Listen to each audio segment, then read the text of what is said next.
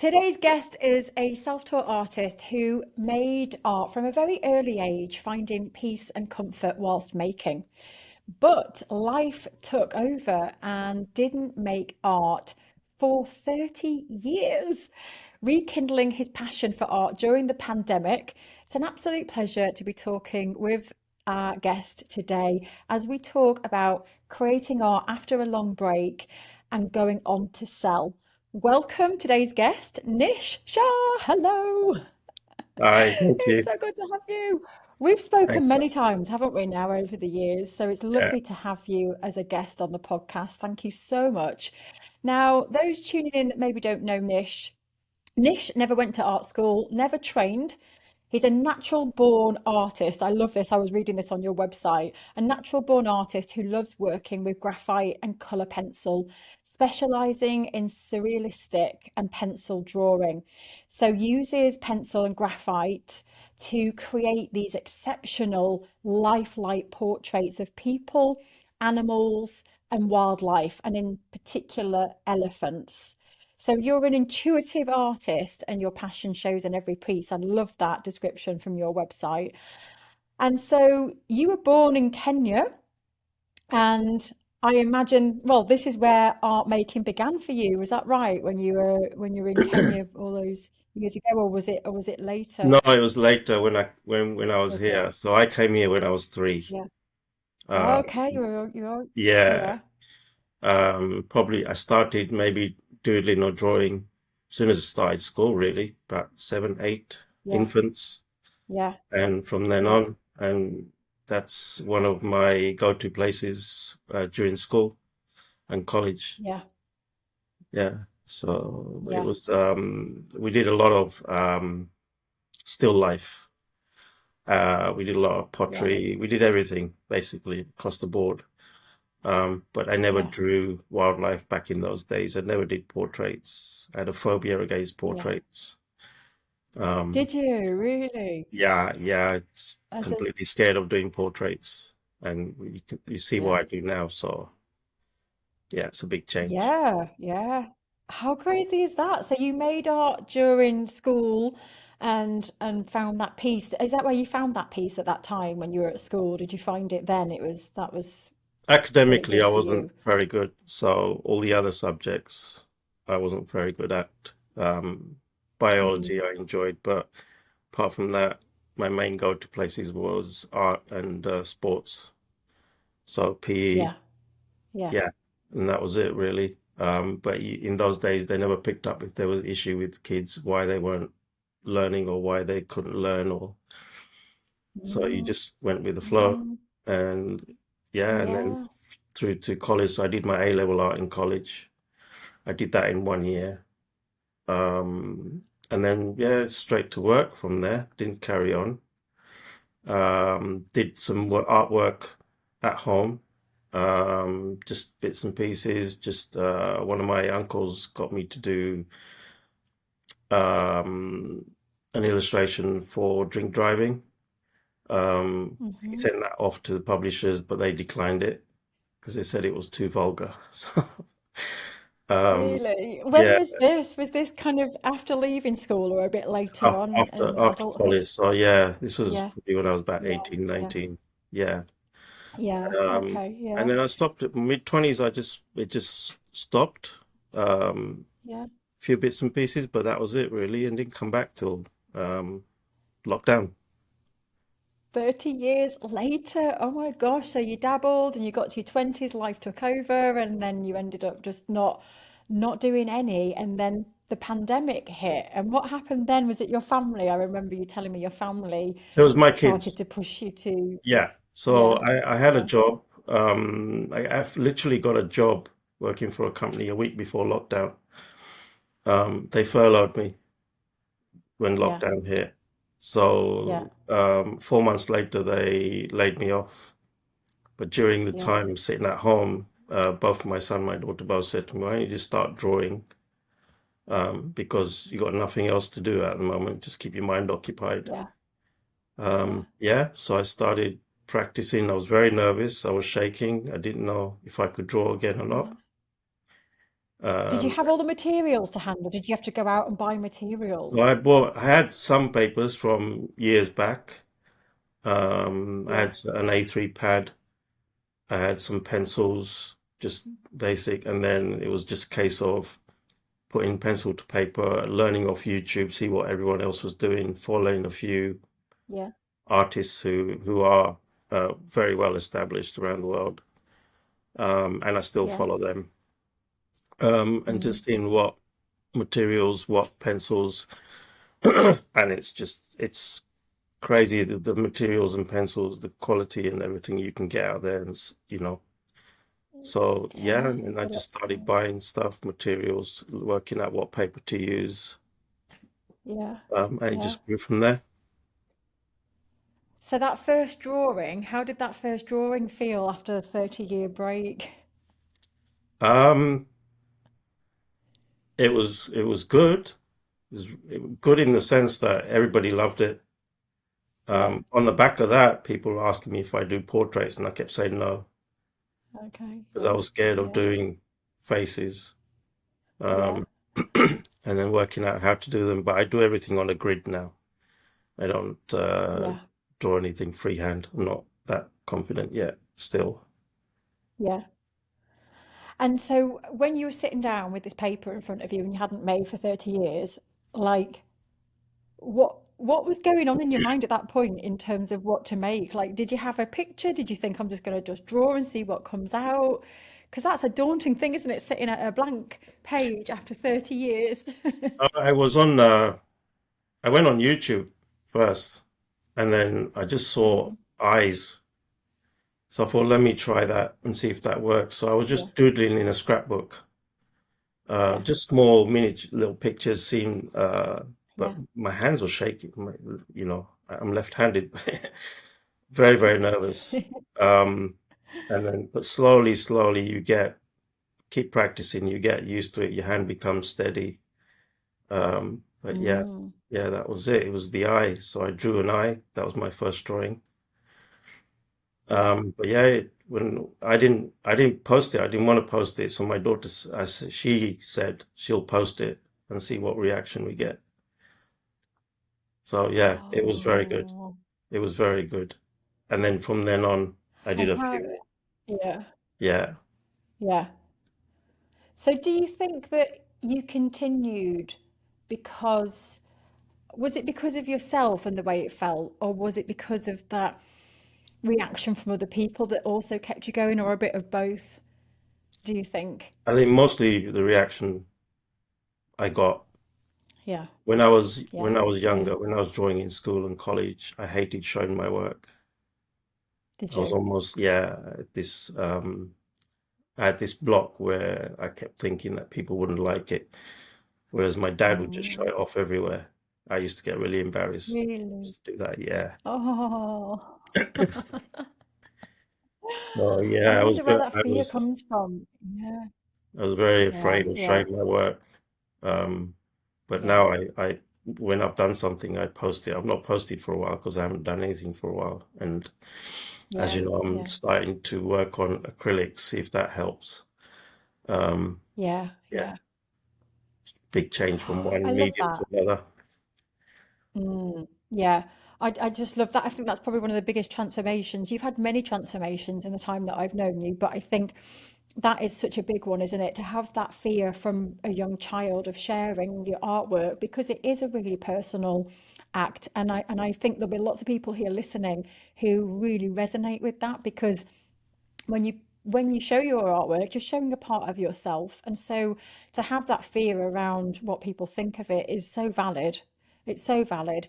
But that joy of being able to push it out there without that fear, what a feeling. And I think that's something that I've noticed in you and that confidence that's developed over the years. Because when you found us, United Art Space, you'd only just got back into it, I think, hadn't you, into art making? 2 months.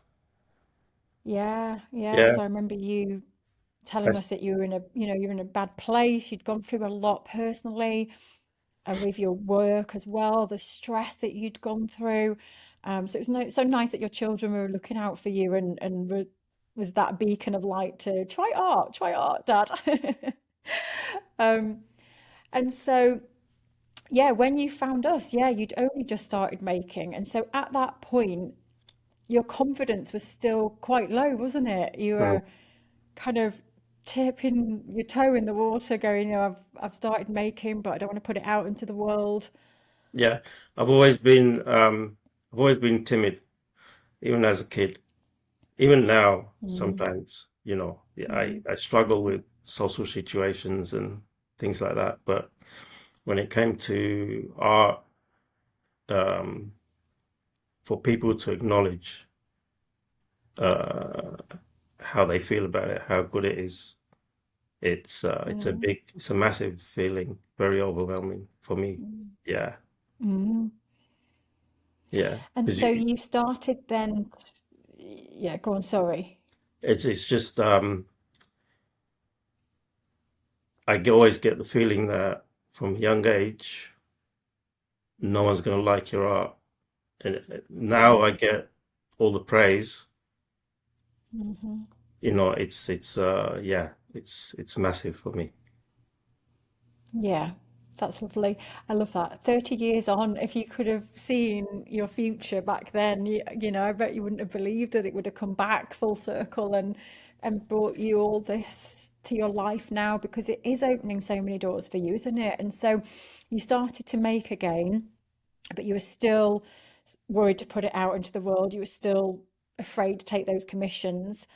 So then what would you say changed for you? Because it's a different situation from where you are now, isn't it? Where you have commissions, you're selling, you've made prints, you post your work as soon as you've created it, you're sharing it, you're proud of it.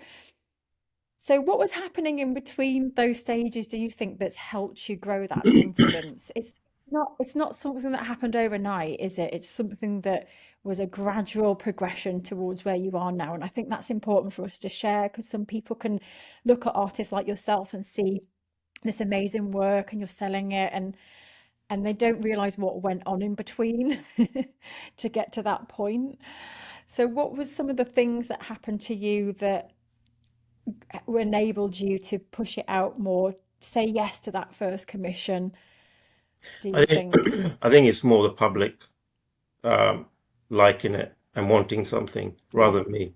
yeah, My confidence is still yeah, low, even what I do now. yeah, Um, yeah. but if the public like it and they want me to do something, that makes me feel Yeah. good in that sense. And Okay. Yeah. I'll do it. I'll have a go, Yeah. But Yeah. for me when I do my originals, I have ideas in my head, but to put them on paper is hard work, making sure that everything, and I've got to think that people are going to like it. Mm, See what I mean? yeah. Yeah. So you need that validation to be able Yeah. to move forwards. Yeah. Yeah. So what made you say yes to that very first commission that you said yes to? Do you remember it? No one's ever asked me before. Okay. So Ah, really? yeah. So felt good to be getting paid Yeah. doing drawings, Yeah. really, Yeah. you know. I would never It's a lovely imagined feeling. I'd never imagined in a million years, people would like my work or ask me to do a commission.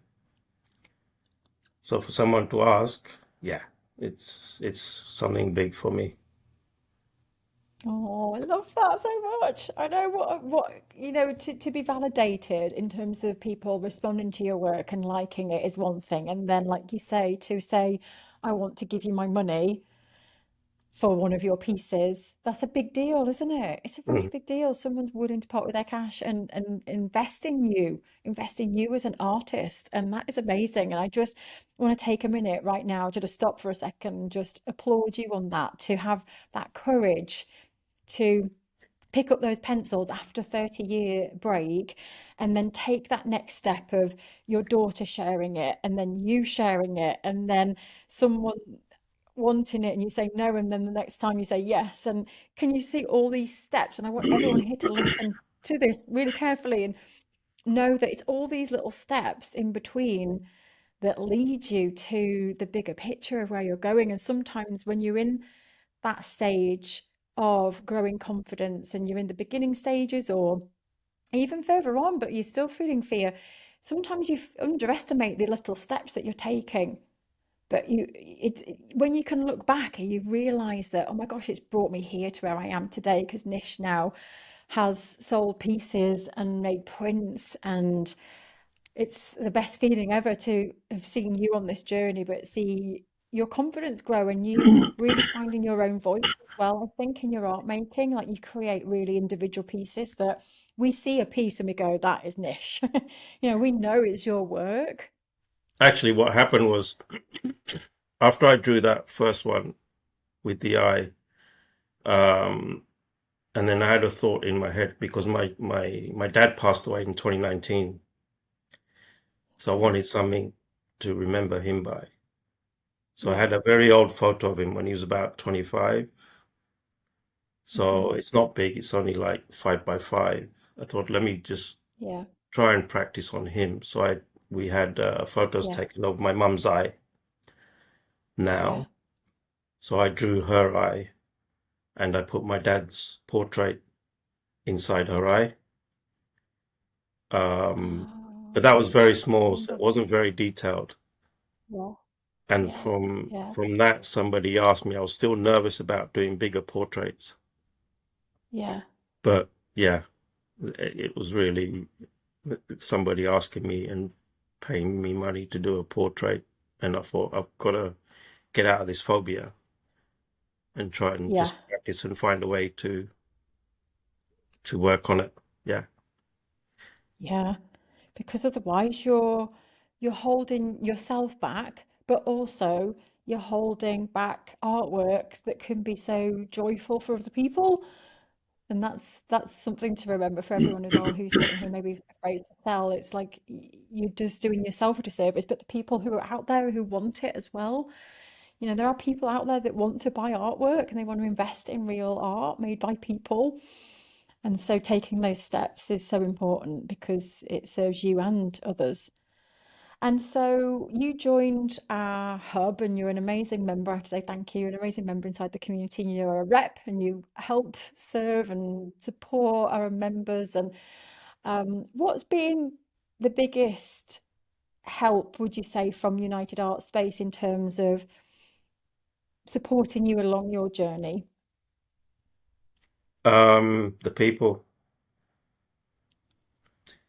Yeah, making good friends, just yeah, communicating, just chatting, just talking about whatever, really. It's a go-to place yeah, now to, I hardly yeah, use Facebook. I'm hardly on Facebook yeah, now. So, yeah. I'm on there, just picking up Mm, whatever information people have put on there, what notes they put on there, what questions, and just talking to yeah, people, you know. But yeah. yeah, it's mainly the people, and then the Mm, information you've got in the hub. There's literally everything in there. There's nothing not in there. yeah, yeah. Yeah, Yeah, yeah. all the answers at your fingertips. I love that. We do have the most incredible community. And I think when I ask that question, most people do say that as well. And I think what I find as well, it's like what you've just said, having those conversations with other people can really help you grow more confidence in what you're doing. When you're seeing other people doing it too, I think gives you the courage to go, okay, these people are doing it, I can do it. And then it's also the times where you feel like you're having a wobble and people come into the community and they lift you back up again. So I have to do a big, massive shout out to all our members for supporting each other because it is in those moments. I have those moments all the time where I start to doubt myself and think, oh my gosh, what should I do this?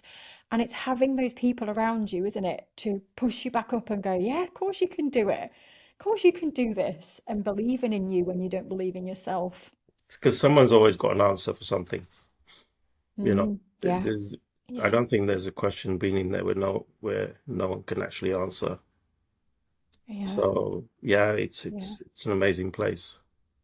Yeah, I'm glad I found Yeah. it. And we have members from all around the world. Yeah. So Mm. I think because it's so rich, isn't it, with so many cultures and countries and people and backgrounds and like none of us, if you lined us all up, we've probably got, we're just all so different. But we come together through this passion of making art. So yeah, I'm glad that you feel so supported and happy to have you in the community. And so I want to just ask you about your artwork and where you we take inspiration from. So I know that you were born in Kenya, and so you are drawn to the elephant. And I think it's fair to say, isn't it, that your roots are definitely a big influence in your artwork, in what you make today. I've loved elephants from a very young age. Yeah. I used to do little cartoon pictures of elephants all the time. Ah, did you? I'd never done anything as detailed. Yeah, I used to sign my all my work with a small elephant in bottom corner. Oh, did you? Oh my gosh, this Yeah, was back when you were kind of like school. I Oh, just don't do that anymore. Um, because I know there's a photographer, she signs her photos with a small elephant in the corner. does she? Yeah. Yeah. So I used to do that then, but I'd never drawn Oh. elephants to the detail I do now. Did you surprise yourself when you drew one? Or did it just come out of you and you think, yeah, yeah, that's me? Or did you go, oh my gosh, I just drew that? Yeah, I did. I was surprised by myself that I actually did it. Really? Yeah. I took my time over Yeah. it, but yeah, I was Mm. surprised myself. First one, so the first elephant I drew was with the tusks around it. Um, Mm. yeah, and then from there it just got more and more detailed each one I did. Mm. Yeah, We will put the links below this if you want to go and check out the work of Nish. We'll put links below. And I wanted to talk a bit about the description of your work, this kind of surrealist, realistic. Can you explain a little bit about that? Because there might be people listening that don't understand what that means. And so what this is what I love about you is you have this realistic style or way of creating. But the surrealist part to me is where that injects you. So does this make sense? I feel like I could put a photograph in front of you of an elephant and you could draw it as you see that. But the surrealist part for me is where you start to bring elements in that are really yeah. unique to you. Would you say that? So the eyes Yeah, above the elephants. Um, the third one I did was the moon with the eye inside. So yeah, yeah, it's things like that that I'll add in. Yeah, yeah, yeah, yeah. And the portrait inside the elephant's yeah, eye, and that's the surrealist part, isn't it, that you describe? So I really like that combination in your work because I feel that that's where you really push your work to the next level. You're incorporating those elements that are really, really personal and new and unique. Where did that come from? Because that's quite a confident step to take to incorporate those elements. So when you were experimenting again after a while, was it the putting the portrait in the eye the first time that you did something like that, or how did that step to that surrealist so bit come? that was the first time I did that.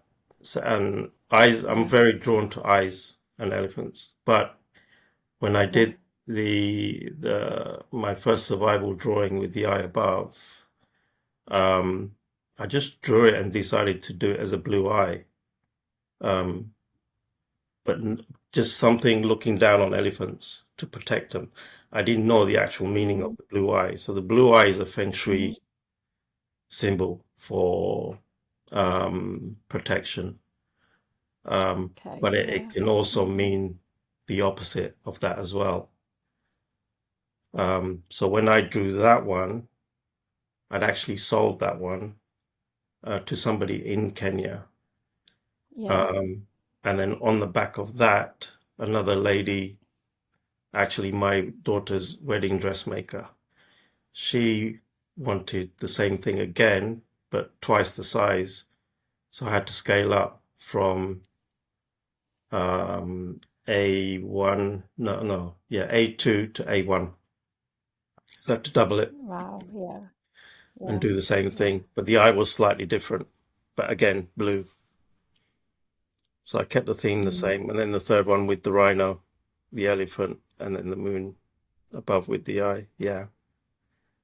So yeah, Yeah, very that's drawn really to great. eyes. Yeah, yeah. And this is amazing to me how the elephant was there from the early days and now you're just finding your voice and these elements and these imagery that really relate to you and that's your voice. And I think that that comes through so much in your work, how we can see that it's your work.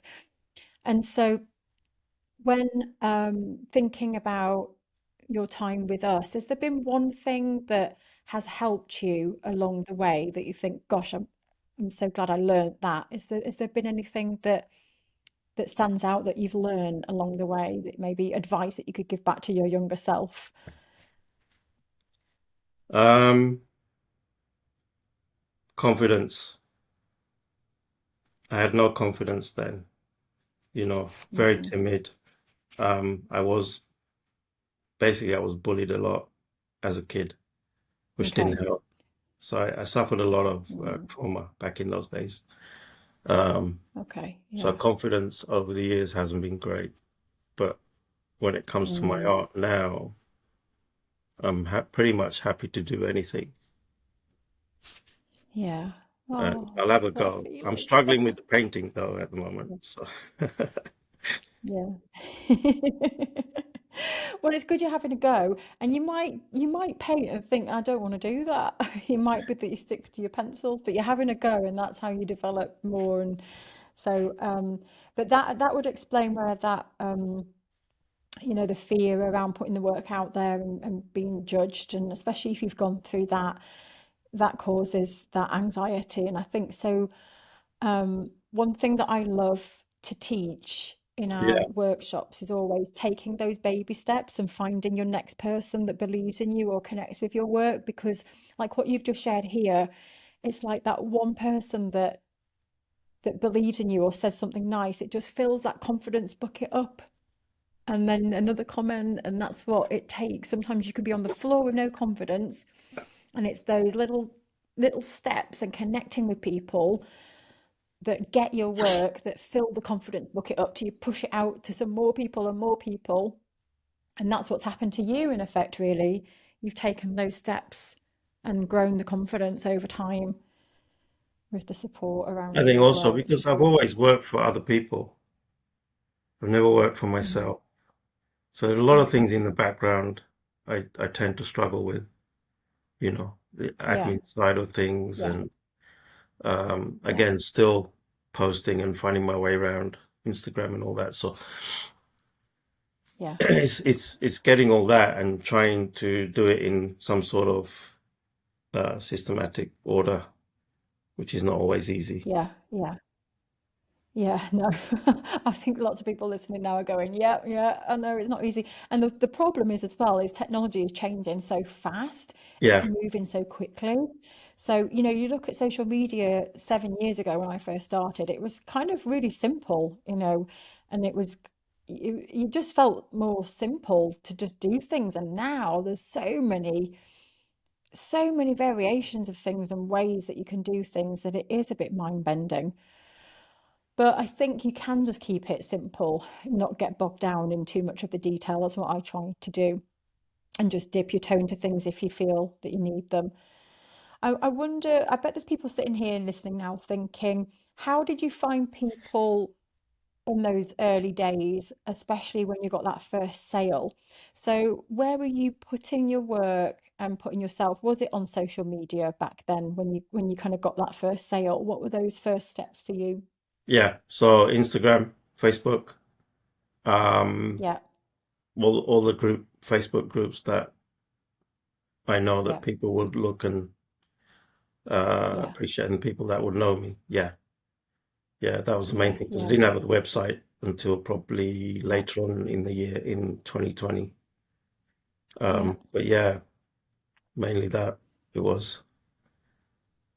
I'm So glad I, you said that because there are people sitting here that think they have to have the website and all the things sorted out, but you don't. You can no, get started and you can start selling straight away, can't you, Nish? mm, yeah, Yeah, I still get inquiries on Instagram, on Facebook. yeah, You know, yeah. I get the odd inquiry through my website. So if you don't have a website, it's not the end of the world.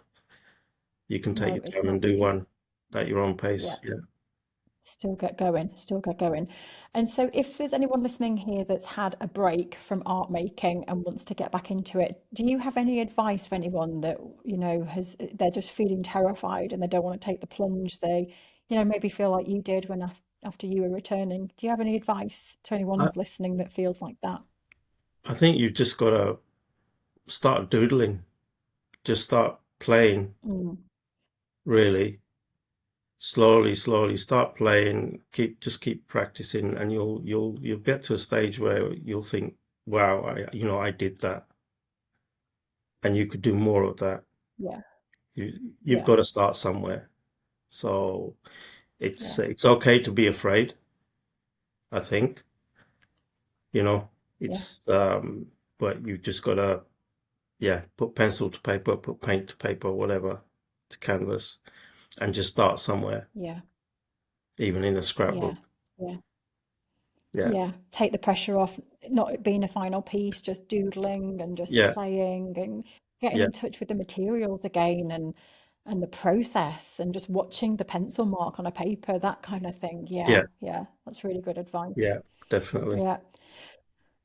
Oh, Nish, this has been wonderful. Thank you so much for sharing your story. I think you're such an inspiration, and especially to those who have had a break and showing that you can take those steps even though you're terrified, you don't want to put your art out into the world, you're so terrified of being judged. I'm sure there's people listening who feel the same, and you're such an inspiration to others to show that you can do it. You can do it in your own way, you can do it when you're supported, and you are in the driving seat. And so thank you, Nish, for sharing your stories. It's been an honor to Thank watch you your for having me. journey and your confidence grow. Yeah, I can't wait to see where the next few years are going to take you. So, Well, I've got the Brick Lane exhibition in June, so of course you yeah, have. see how Yes. that goes. Yeah, I'm hoping to get to that. So, yeah, I'll see you there. Cool. Thank you. Wonderful. If anyone's in London in June, you can go and check out Nish at the Brick Lane Gallery. So we'll put a link underneath this so you can go and check that out. So thank you so much for everyone tuning in. Thank you to Nish for sharing, and we'll see you all soon. Take care. Bye bye.